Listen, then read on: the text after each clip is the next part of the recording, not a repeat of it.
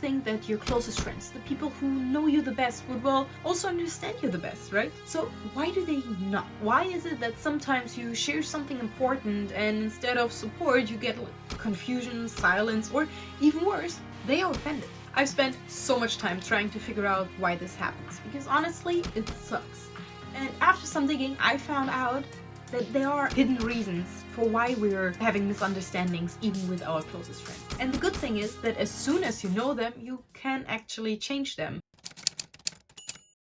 Imagine this. You come up with a really cool idea, a group trip like camping or checking out the new cafe. You are so happy to share it with your friends and they look at you and they are confused or offended. But why? Because honestly, it's a really cool idea. So why are they not as excited as you are? Well, let me show you something. So this is you. You're super excited. Share your idea to your friend. They are listening and you're just super happy. Everyone is happy. You go to your trip to the cafe, all good. But that's not what happened, because then we wouldn't watch this video. What happened is you are telling your friend your idea, but then this happened. This is noise. Invisible, but powerful. I'm not only talking about literal noise, like a crowded cafe, construction work, or you're in a club. They are invisible barriers of communication. There are so many different ones of them that I couldn't even cover all of them in this one video. So in case you want to know more about the other ones, just type it in the comments. Today I want to talk about the three biggest ones, namely physical, psychological, and cultural barriers. Okay, let's talk about the one that's the easiest to spot and also to do something against. Physical noise. These are all the environmental things that can happen. As I said, it can be a crowded cafe or that you're in a club.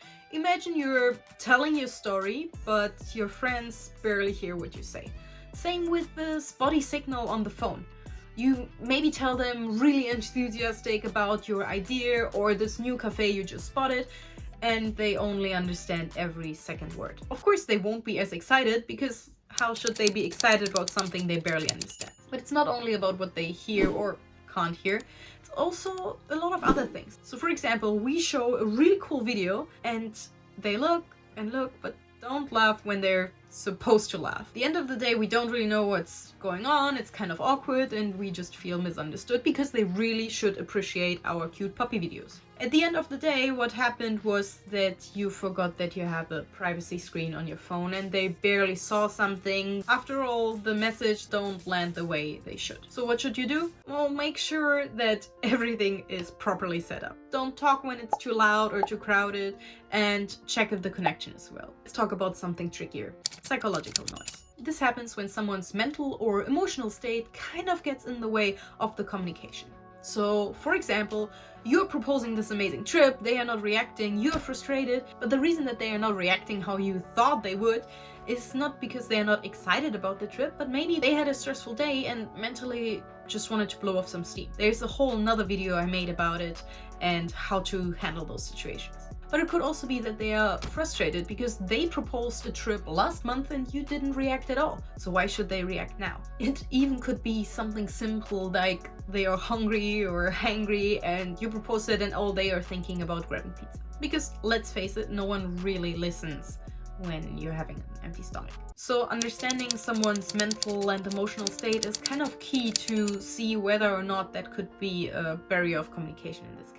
Cultural barriers happen when norms, values, or expectations simply don't align. So for example, I had hot pot with a friend from Southeast Asia, and she offered me to put some food on my plate. And I said, no worries, I can do it myself. I'm not a child anymore.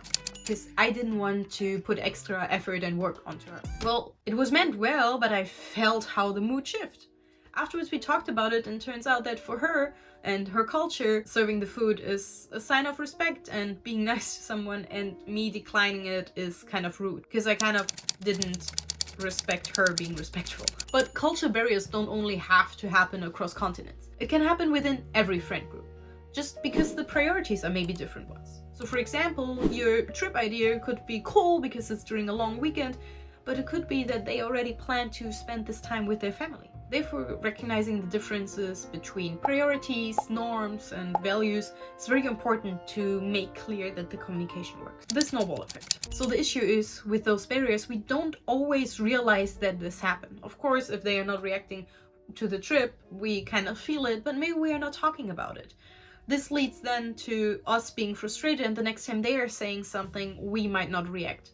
And this snowballs into a bigger and a bigger and a bigger issue, and maybe even leads to fights or a fallout. So how do we actually overcome noise? Overcoming noise is actually not that hard if you know that noise exists. So what you can do is, for example, to clarify the message. If you're in a noisy place, you can suggest to go somewhere quieter, or you can just try to rephrase what you just said if you have the feeling that it didn't land really well. Another thing is that you really adapt to your audience. So just check on their mood, their preferences, or the cultural context.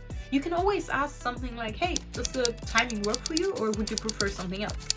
Likewise, you can just propose the idea at a different time. You can also try to use multiple channels. The reason why it's so hard to understand people sometimes on the phone is not only the static noise, but also because we just have to listen to them. That might be sometimes hard. So if you use multiple channels, so for example, you send them also a picture, or when you talk in person, you use your gestures. So then it's easier to understand you even if there is a bunch of noise around. Last but not least, minimize distractions. Just wait until it works. So for example, if you already have the feeling that your friend is stressed or something is going on in their mind, maybe wait with your proposed trip and rather listen to them and ask what's going on. When you see that they're on the phone or distracted by reading the menu, maybe just wait a couple minutes until they are done so they also can pay full attention to you. Then it's way easier to talk to each other. After all, communication doesn't have to be a guessing game. I think if we are all a bit more mindful and do some tiny shifts in how we speak to each other, we can avoid a lot of frustrations on all people's side. So let me know maybe in the comments what kind of barriers resonated the most with you, and see you in the next video. Bye!